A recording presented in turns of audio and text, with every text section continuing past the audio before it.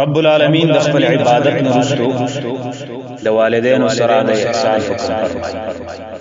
فرمایي وقضى ربك الا تعبدوا الا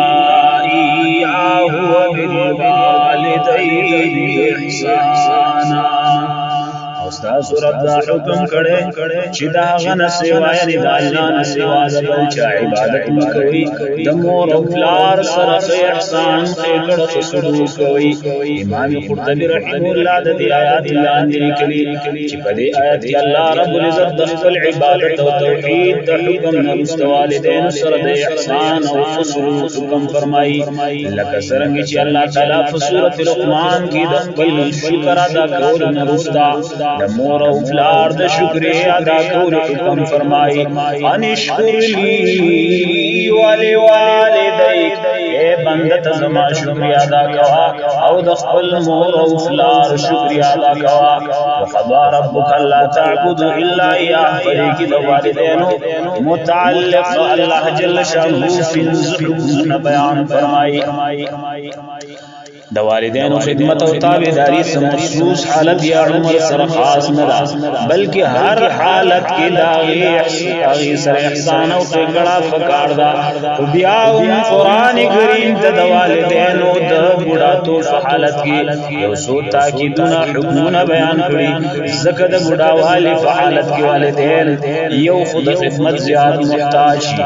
بل یې طبيعت هم نازک شي عقل او فکر کمزور شي نو اللہ جل شانہ د کمزوری په حالت کې انسان تا خاص حکم ذکر فرمائی اما یبلغن عندك الكبر احدهما او كلاهما کچری پدوی کی یو یا دواړه د بډاواله حالت ته ورسیږي یعنی تاسو فجوان کی دی دواړه بډاواله حالت ته ورسیږي نو سپین ز حکمونه کې د آیات مبارک اول حکم دا فرمایي فلا تقل لهما اف ولا فلا تقل لهما دویت قدرهم وایا یعنی داسی صبر ورته مکوا چې فاغه سرستا د طرف نفرت یا خفقان کار کی او ستا والدین ته تکلیف رسیږي دې مطلب دا نه دی چې مور فلاړ ته وایا وډام ورته ونسا کنزل ورته کوا عزتی کوا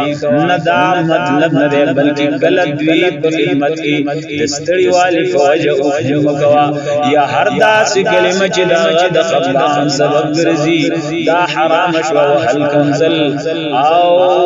الرتل وغیرہ دا فدلالت النصر ثابت شو دیم حکم دا فرمائی ولا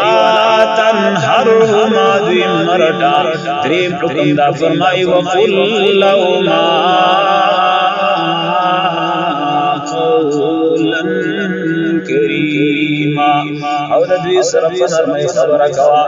یعنی د دوی سره د مینې او محبت په لهجه کې خبرې کوا حضرت سعید بن مسیب رحمه الله فرمایي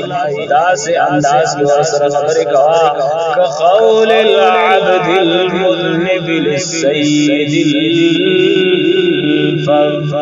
لك سرنگی چې یو غلام د خپل سخت مزاج مالک سره په نرمۍ خبرې کوي سلورم حکم د الله فرمایي واحفظ لهما جناح الذل من الرحمه واحفظ لهما وکتکړه د دوی د فارمټي یعنی د عاجز مهرباني روي اختیار کړی دی وړاندې یعنی د دوی وړاندې په محبت او عاجز سره ټیټوځيګا لکه څنګه چې یو عاجز غلام د خپل آقا د وړاندې پیشني کې د شان د خپل مور او فلار د وړاندې په عاجز سره مخامخ کېږي انزم حکم دا فرمایي وقر رب ارحمهما كما ربياني صغيرا او دا الله نا د دوی د فار دعا او دا سوایا اے ربا دوی دواړو رحم وکړه لکه څنګه چې دوی فور کووالی کې زما پالنه کړې ده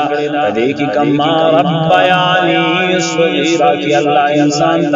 ته د ماشوم والی نزي د ماشوم والی هغه زمانہ ور یاد کړه چې انسان یو وخت داسو چې فارې کې تددي والدین محتاج وي او تاسو تکلیفونه او مشقتونه برداشت کړي ستا خدمت کړي نو اوس